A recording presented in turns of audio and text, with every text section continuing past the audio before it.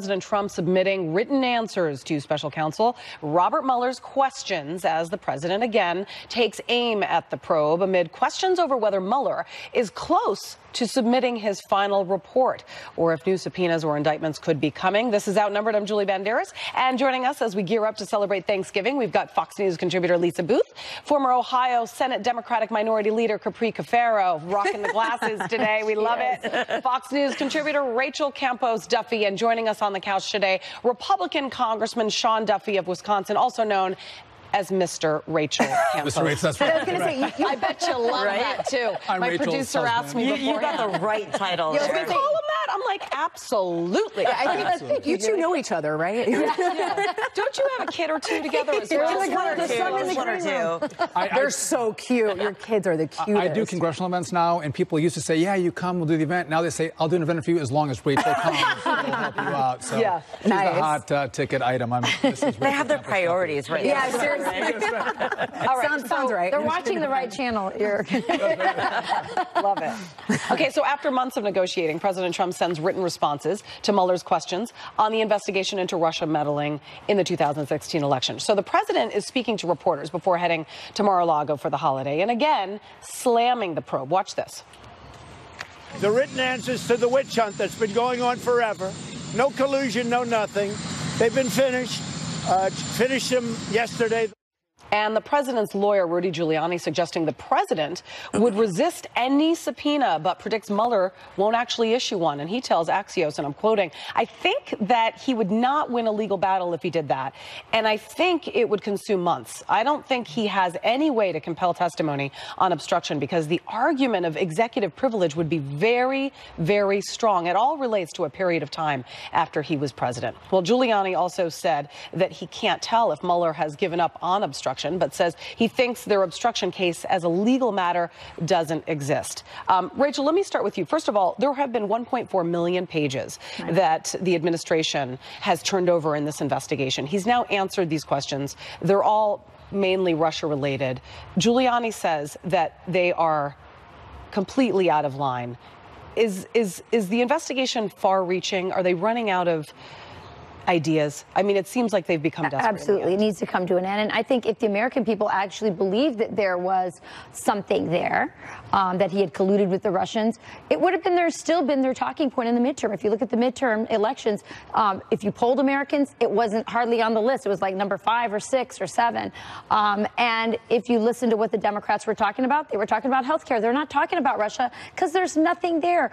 Everything that could have come out would have already come out. And that's why Democrats won, because we weren't focusing on this. Absolutely. I think that's absolutely right. And I think the American people think this is, for the most part, a political exercise on the part of Mueller and others, and they just want it to end and move on. I mean, what do you make, Lisa, first of all, of what, Capri just said, that this is why the Democrats won? I mean, the Democrats won because we focus on real issues. But it is very common, though, when you have a Republican in the White House for the opposite side to... Or vice versa. Yes, exactly. Although I think the hope that this is going to die down is not going to happen, because you do have an incoming Adam Schiff as the House Intel chairman who's already signaled that this is going to be a focus of his, Russia, regardless what the Mueller investigation turns out. So I don't really think that's going away. However, I do think that the talking point and the focus that there needs to be some sort of Mueller protection bill is now ridiculous, because as Giuliani pointed out, 30 witnesses, 1.4 million pages of material. President Trump has also answered these questions. So at this point, what investigation needs to be protected? He's already a participant and has done everything he can to participate in this. However, I am a little bit concerned that this is more of an investigation in search of a crime. We now have both the House and Senate chairman of the Intel Committee saying that they don't see anything here. Even Peter Strzok, who hated Trump, said in his text messages he didn't even want to be part of the special counsel investigation because he didn't think anything was there. Sean, now we've got Jeff Sessions out, Matt Whitaker in. How does Matt Whitaker's appointment now change things with this investigation moving forward? I don't think we know. I think Whitaker's made some comments in the past when he wasn't in the DOJ in regard to how the investigation should be looked at. But again, I think that has yet to be determined. But in regard to this investigation as a whole, we can't forget that the root of this investigation came from the dirty dossier from Hillary Clinton. I mean, Hillary Clinton still has her tongs into American politics. And And the information in the dossier came from Russians.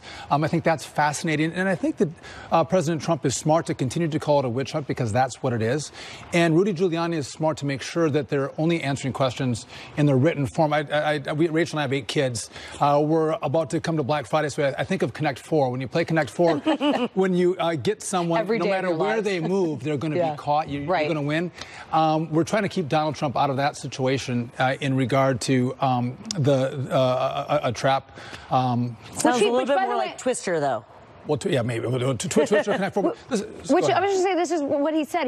In his statement, he said, always be careful when you answer questions with people that probably have bad intentions. So he's trying to be careful and write them, as you said, because he doesn't trust these, as you but said. As long as he said tells the looking truth, for it doesn't matter what the question is. But that's not necessarily true, Capri, because we do have the instance of Michael Flynn, and you had FBI, or at least according to Republicans, they had FBI investigators had told congressional Republicans that they didn't think that Michael Flynn had lied or misled them. And then Mueller takes over, and then Michael Flynn pleads to, lying. So I don't necessarily know if that's entirely true. Unless they think that they have a reason to. But why is that true? Well, you're a prosecutor, so I will defer to you. I was a former prosecutor, state prosecutor, by the way, but you can put a lot of pressure on defendants. And with regard to Michael Flynn, the financial pressures of just defending himself were so great, and they made threats to his family and prosecuting his children. He had to actually go, listen, I got to resolve this issue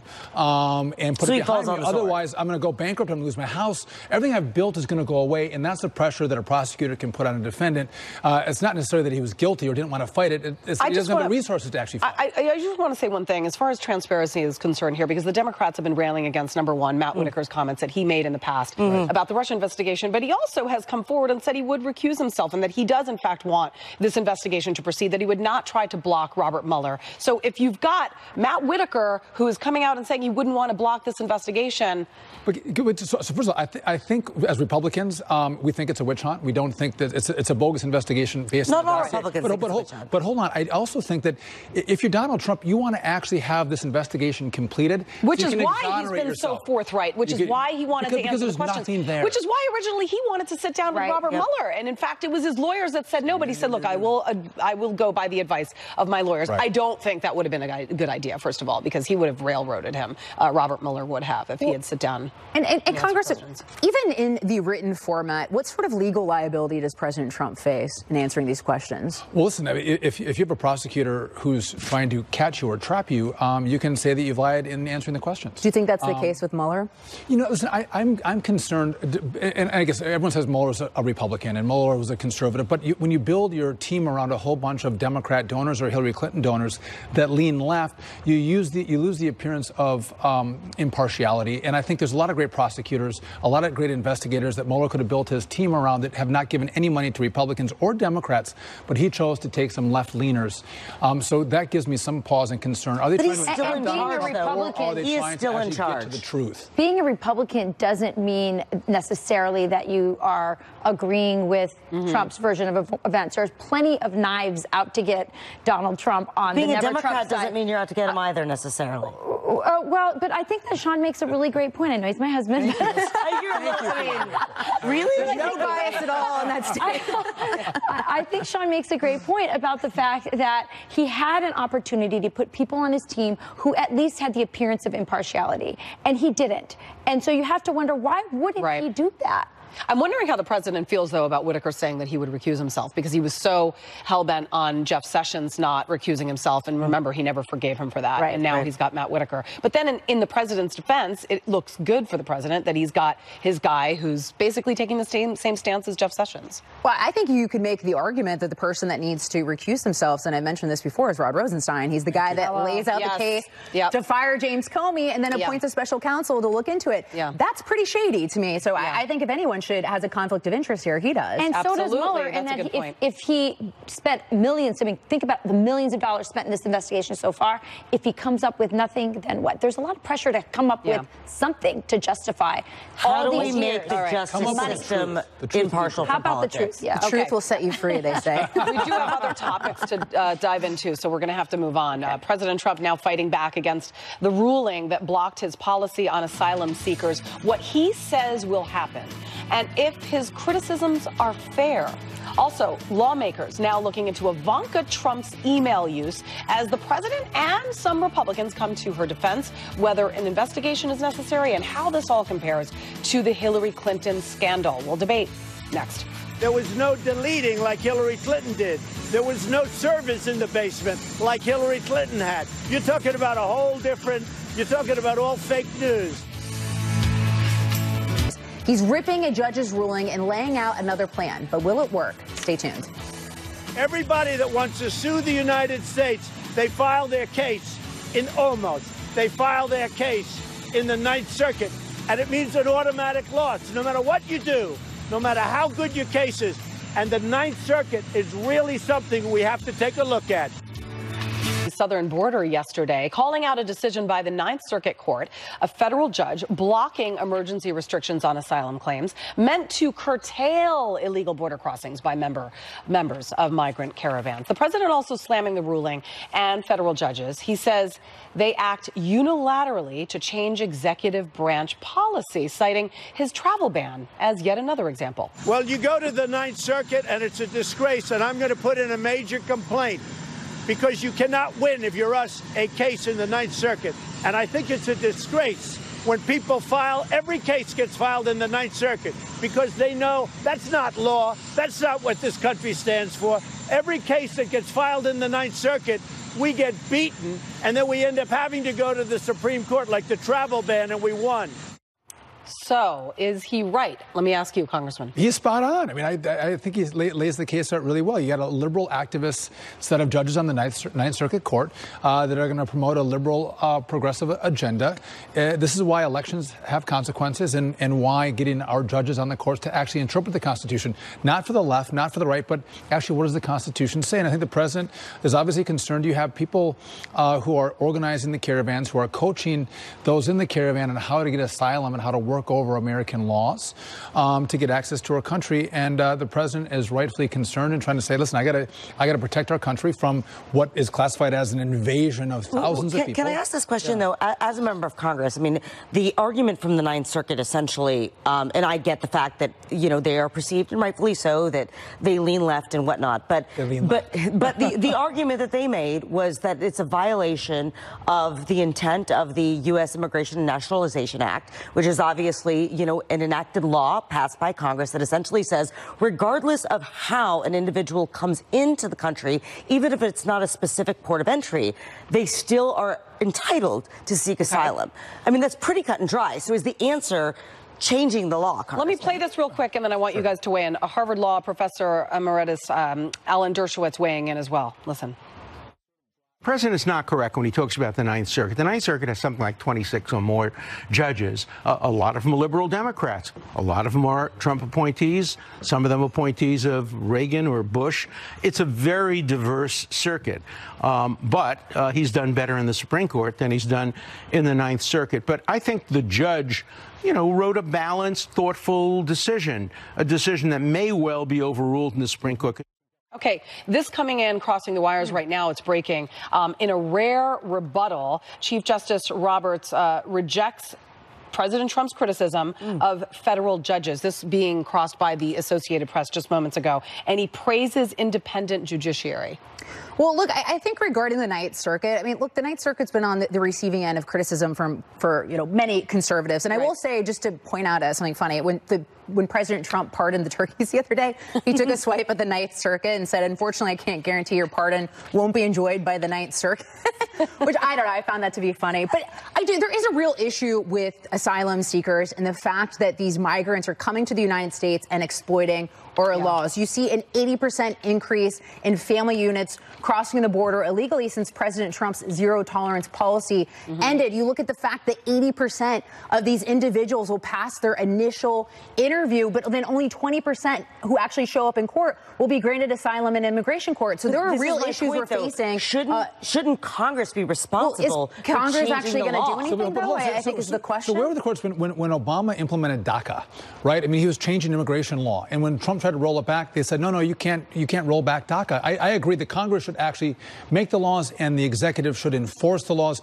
We're a far cry from that. But I think it's interesting. You mentioned John Roberts. Yeah. Remember when Barack Obama at the State of the Union chastised the Supreme Court right in front of him at the State of the Union in the House chamber? Right. And it looks like John Roberts was pretty silent from being chastised by Obama. But all of a sudden, no, he's found his backbone. I'm going to chastise Donald Trump for giving some pushback on the courts. It's interesting to note then that this is, this is rare for a Supreme Court justice to come forward and say this. Right. But the question is, would the president then win at the Supreme Court level?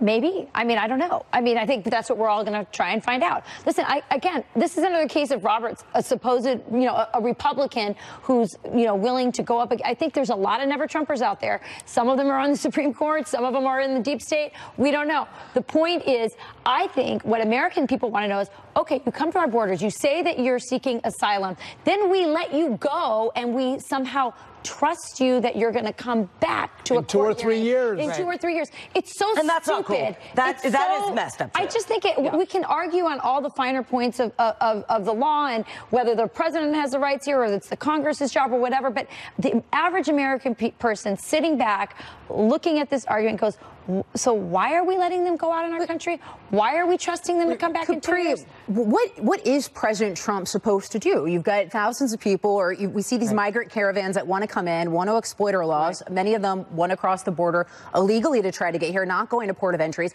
I mean, what is President Trump supposed to do? Votes in the last 2 years where he controlled where the Republicans controlled both chambers of Congress. And look, we're in lame duck now, and I'm not putting you on the spot, Congressman, but honestly, I mean, the statute needs to be changed. As a former legislator, the statute needs to be changed quickly, though, because once Democrats take control in January, what are they going to do with this? I mean, is it Congress's role to make a decision, or is it the White House? Well, the Congress needs to actually fix the law. Immigration is broken. We need to fix it and have a holistic approach to what do we do with people who are here, that are working. How do we make sure that we secure a border? How do we allow people to come in, not by way of a caravan, but let them fly into work and meet the demands of our economy that aren't being met by our own American people. But I just want to say this. In regard to the courts, we want them to fairly interpret the Constitution and the statutes without a bend to the left or to the right. And if it doesn't go well for Republicans, I'm okay with that. But equal application for everybody, I think, is key. And sometimes a lot of conservatives don't feel like that's the case. I do have to speak on behalf of legal Hispanics in this country. They are against it. Yeah. I mean, they waited in a line. My mother had to get in this country legally. The same way, Julie. Yeah, and she is so adamant, and she does vote Republican because of this issue. Because of the immigration issue, because she is insulted. She finds that our country is letting others like her, Hispanic Americans, who came in the right way, they're letting them down. Yeah, often it's legal immigrants who are most against this open border policy. Rachel's mom. No question. Yeah, for sure. Okay. All right, moving on. Okay. President Trump, he's standing firm despite fierce backlash to his decision not to take further action against Saudi Arabia for the murder of columnist Jamal Khashoggi. Take a look. Maybe he did, maybe he didn't. They did not make that assessment. The CIA has looked at it. They've studied it a lot. They have nothing definitive. This is about America first. They're paying us $400 billion plus to purchase and invest in our country. China and Russia would love to make $100 billion worth of military equipment from Saudi Arabia. We have the contracts. They wanted those contracts. That would be a big, fat, beautiful gift to Russia and to China. They're not going to get that gift. But the top Republican and Democrat on the Senate Foreign Relations Committee are demanding an investigation into whether the Crown Prince ordered Khashoggi's killing. Here's Republican Chairman Bob Corker. We have a Crown Prince that I believe directed the killing of a journalist. And the language that was used, it was as if they were writing a press release for Saudi Arabia, not for the United States. And ranking Democrat Bob Menendez tweeting, quote, "The fact is we cannot allow exaggerated profits from weapon sales and other business deals to drive our foreign policy at the expense of our broader interests, human rights, and promoting values that will make us secure over the long term." But the president doubling down, tweeting today, oil prices getting lower, great, like a big tax cut for America and the world. Enjoy. $54 was just $82. Thank you to Saudi Arabia, but let's go lower. All right. Well, what do you think the president is striking the right tone there, Lisa? I have a lot of mixed feelings about this because I kind of agree with everyone in the debate to a certain extent, where I do think it is important to send a message to countries that have these egregious human rights violations. I think that's the very reason why we saw President Trump, as soon as we took office, sending those Tomahawk missiles to Syria and showing that we here in America believe in red lines, and red lines that President Obama didn't follow through with. And I also agree with the people that have concerns about not overreacting, because we do need Saudi Arabia against Iran, especially because under the Obama administration, they pumped a lot of money towards Iran, the largest state sponsor of terrorism in the world, to continue sponsoring state terrorism and bring further instability to the Middle East. So I'm very conflicted on this issue, just to be perfectly honest. Yeah. I also think people aren't talking about the fact that President Trump at least has brought sanctions against 17 individuals who are involved. But I think there is a bipartisan chorus for even, more thorough sanctions with a little bit more teeth. Sean, what do you think happens to, relations in the Middle East in terms of Iran and the balance of powers if we follow, say, what Democrats and people like Corker say? I agree with Lisa. I think, first off, it doesn't have to be black or white. We can say, listen, we believe in human rights, and we have the Crown Prince who potentially ordered the murder of Khashoggi. Listen, let's call him out for that. Let's have some sanctions. But let's also realize that if we absolutely distance ourselves from Saudi Arabia, we're actually helping Iran. And I love the left and the hypocrisy here. So Donald Trump saying, I love that Saudi Arabia is going to buy things from the United States and give, thousands of jobs to American citizens, and they're our friends. All the while, Barack Obama gave billions of dollars to Iran. And they're not our friends. And they're not our friends. That's right. And they're the lead sponsor of terrorism. So let's call balls and strikes on this and be fair. Again, Saudi Arabia in the balance of the Middle East is important that they remain an ally, but also we should call out their human rights abuses. Right. Julie, I care a lot about human rights. I mean, I was disgusted by what I learned happened in that embassy in Istanbul. But, we have relations with China. I mean, they are enormous human rights abusers. So how do we make these distinctions? And who do we go after for human rights? And who do we turn a blind eye to?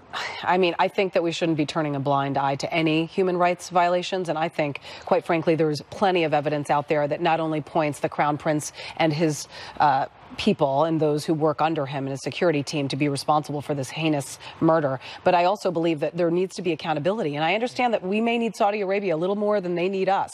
And I realize that this is an economic and a geographical situation that puts us at an odd place. And obviously we have to make compromises. But we can't let him off the hook. See, now, this is exactly why I think that... And don't tell me that there's a chance that perhaps he had something to do with it or not. The investigation and all the evidence that the Turkish officials have come forward with are very clear. So when you say don't let him off the hook, does that mean he should go? Or something needs to happen. No, but there has been sanctions, though. Multilateral, multinational organizations remain relevant. He needs to be punished. I'm sorry, he needs to be punished. And I know people don't like the UN, and I know people don't like the International Criminal Court, and I understand that because I understand people's sensitivity in regards to sovereignty and whatnot. However, institutions like the United Nations and the International Criminal Court allow the United States and other civilized nations to come together and say, we will not stand for these kinds of human rights abuses, and separate that from, for example, from our economic interests. This whole region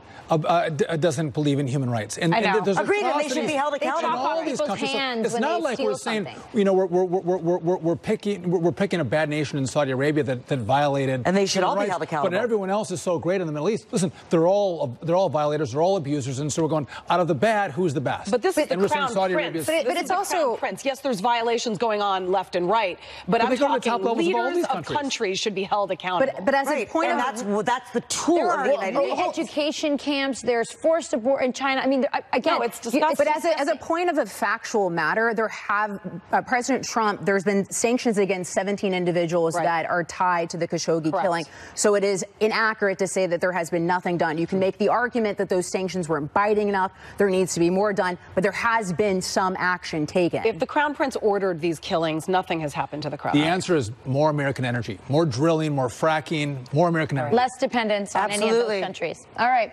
We're so green. Yeah. No, it's legit. Happy life, right? All right. Well, a potential challenger to Nancy Pelosi for House Speaker Marcia Fudge is backing down after striking a deal with Pelosi, as some other House Democrats are still opposing her bid. But is that opposition falling apart? And what would it mean for Democrats pushing for new leadership? We'll come back to that next.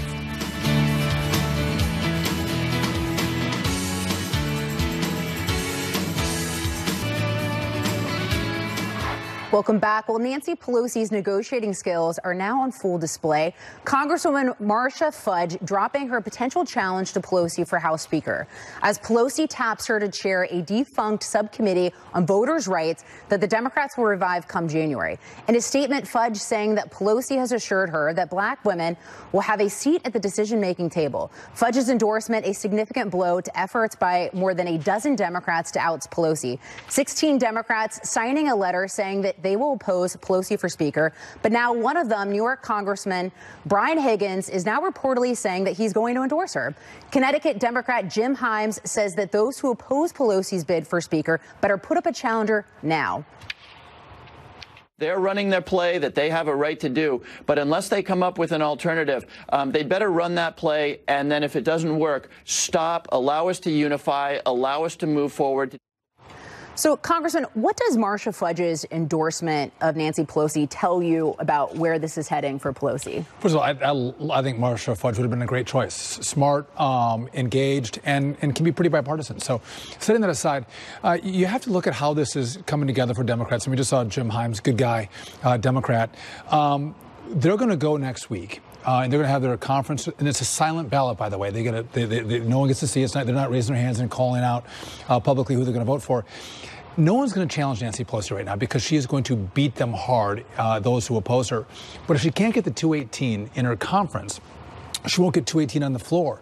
And when that happens, she steps aside, and all of a sudden you have a whole bunch of other Democrats stepping forward to go, okay, now let's have a more competitive race for who can be the speaker once she's out. But with her still in play, no one's willing to raise their hand because I think they're too afraid of her right now. So I think if she wins, she'll punish them. She'll punish them. Well, that's she right. says she wouldn't, but who knows? Well, of course she will. So, Capri, to that point, so you were the minority leader in the Ohio State Senate, so you were very familiar with whipping votes and having those conversations. I was the whip before I was the leader. Well, there you go. So what kind of conversations is Nancy Pelosi having now with her caucus? I think she's probably trying to reassure members, again, as we just saw about, Marcia Fudge, who is an Ohio member, for example, saying, okay, you're going to have, the chairmanship of the subcommittee, for example. So she's trying to make sure that, for example, certain people are going to get committee chairmanships, that she's addressing issues from the progressive side, from the moderate side, et cetera, et cetera. She knows how to whip votes, how to count votes. She's been around for 17 years. And while I have been very vocal about the fact that, my party needs new leadership, particularly at the federal level, I actually just wrote my column this week for FoxNews.com on this issue. I think what's happened is these 16 members, one of whom is my member of Congress, whom I love and who challenged Nancy 2 years ago, Tim Ryan, if they really were serious, somebody needs to step up and challenge her and have an actual candidacy. Absent of that, they're playing into her hand. Well, and Julie, to that point, absent of a challenger, I mean, is this a shoo-in? Is this happening for Nancy Pelosi? What do you foresee? It sounds like it's a shoo-in, but I think that the Democrats just don't have other better options, which sort of doesn't play very well when you look at the presidential election coming up. Shouldn't they be more concerned about trying to nail down voters in battleground states and be looking forward to the presidential election? Don't they want to breathe new life and I don't want to say young because it's not about age, but new blood into the Democratic Party? It's about balance. Because I mean, look, look what happened to them in the last election. I'm from Ohio. There is no path to 270 for electoral votes.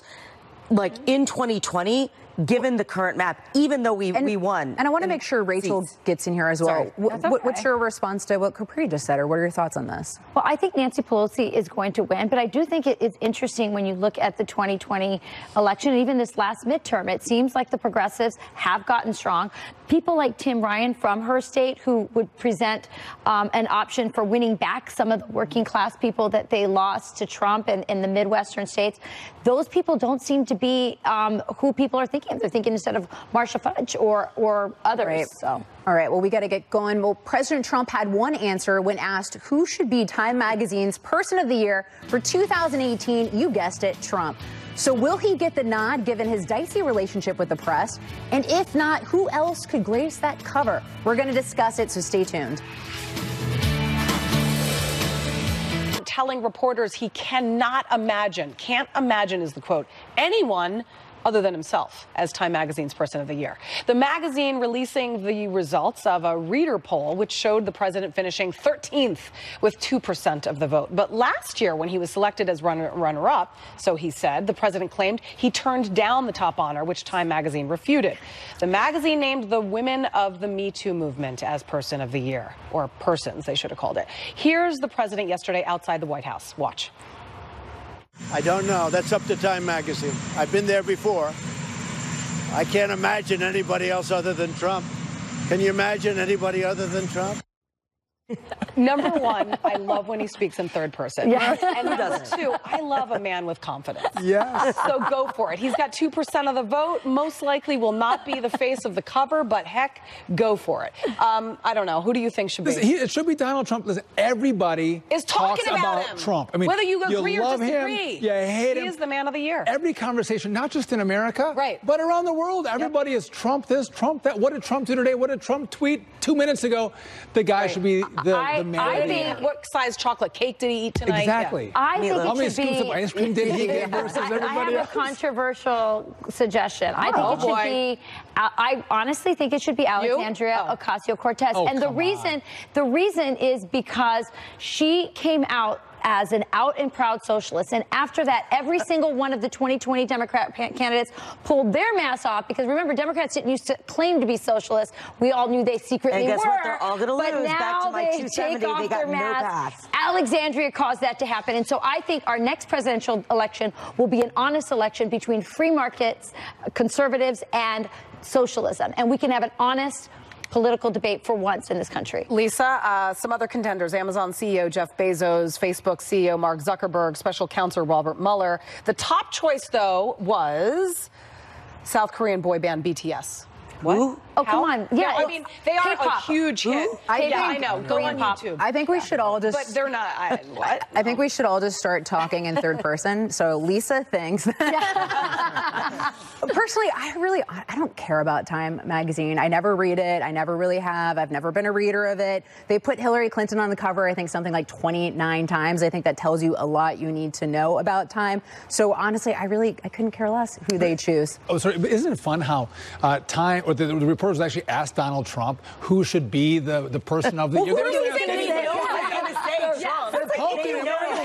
Like, when you're asked to grade yourself, you're not going to be like, C. Like, you're like, nay. You know what they're going to get. A+, says he told Chris Wallace. Who do you think should be on the grace the cover? I legit don't care, much like Lisa. I mean, but legit, who do you think? Three? I will tell you this: Jeff Lynne and Electric Light Orchestra, who have reunited and went to Wembley Stadium. ELO. Okay, that's not happening. Exactly. So, any realistic predictions? Congressman? I don't think it'll be Trump. I mean, the media hates him. But you look at how, again, we talked about how everyone talks about him, but look at how great this economy has been. I mean, people are going back to work. Their wages are rising. Kids are graduating from college and moving out of our basements, which we all love. Parents love that. He's been remarkable for America, foreign policy and domestic, and so he should get it. But they hate him so much, they will definitely not give it to him. It will be very, very revealing if Robert Mueller makes the cover and the president doesn't, right? I mean, right. And especially as I predict, Robert Mueller is going to come up with a big nothing burger. It could be Jim Acosta. Jim Acosta could get it. Good call. More Outnumbered in just a moment.